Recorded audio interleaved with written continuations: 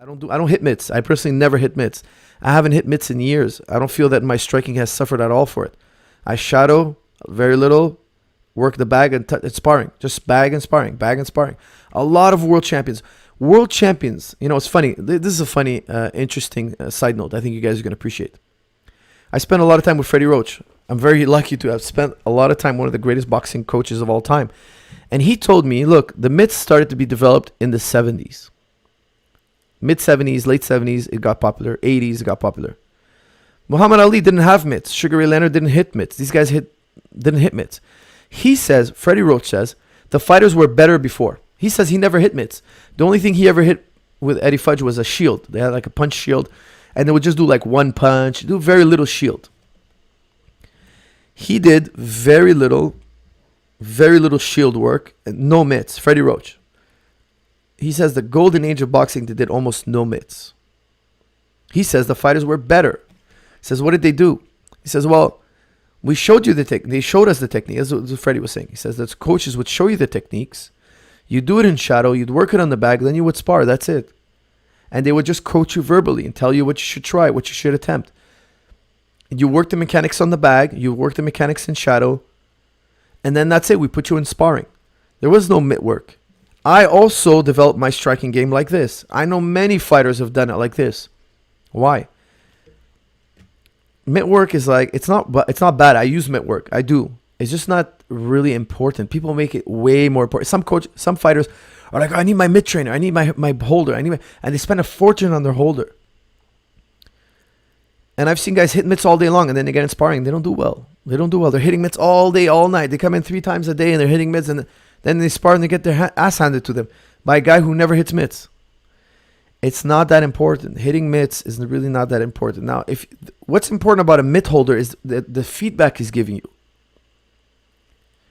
The pointers he's giving you. Now, if you have a great coach who's holding mitts for you, that's different because he's giving you pointers.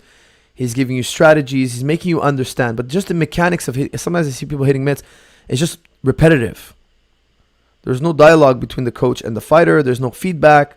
If there's no feedback, guys, you might as well hit the bag. Okay, now I make my fighters do a lot of bag work, etc., and I find that it's adequate because I give them the feedback. I tell them what to do, and I get on the mitts as well because I feel I can explain it better to you on the mitts. However, there's a mental side to it. If the mental side is not there, if there's not an understanding, we're not developing our understanding, you might as well just be sparring.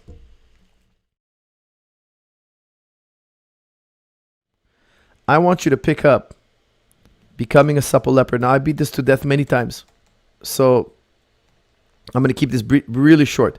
Becoming a supple leopard by Kelly Starrett. All your answers are in there, my friend. Dude, you must get this book. Another great book, Secrets to Using Your Body. It's an ebook.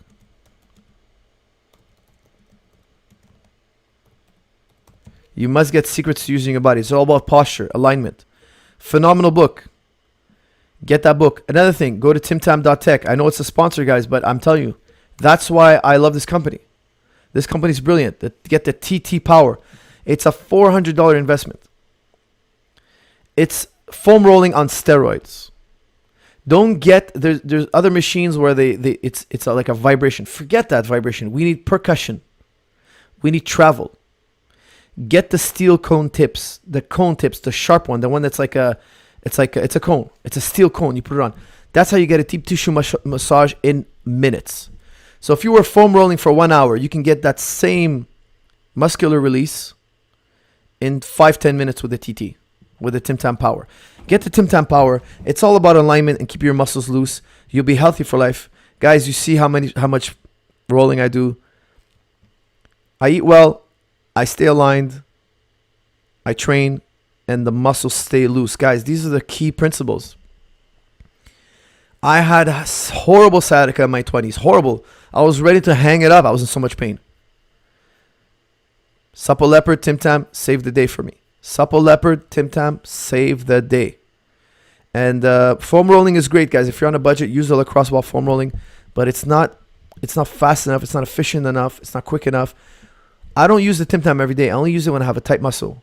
And I don't need it for long, 5, 10, 20 minutes. Once in a while, I do a 45 minutes on my legs because most athletes carry their tension in their legs. According to Michael Kogan, in his book, New Power Program, the legs is the most important. Why? Because when you have tension in your legs and you're off alignment in your legs, that messes up the whole chain that goes upstairs. So if your knee is out of whack, then your hip is out of whack. Why? Because your hip can only be straight, aligned, if your knee is aligned. Your knee depends on your ankle. Your ankle doesn't depend on any joint because there's no joint below. So if your back is not straight, your neck could not be straight. There's no way your neck is straight if your back is not straight. Your shoulders depend on your lower back. Your lower back depends on your hips. Your hips depend on your shoulders. And the chain goes downwards like this. Okay, so it's really, really important to keep your legs aligned because it's the base of your body and loose. And most tension is in the legs. Okay, so I hope that puts it in a nutshell for you.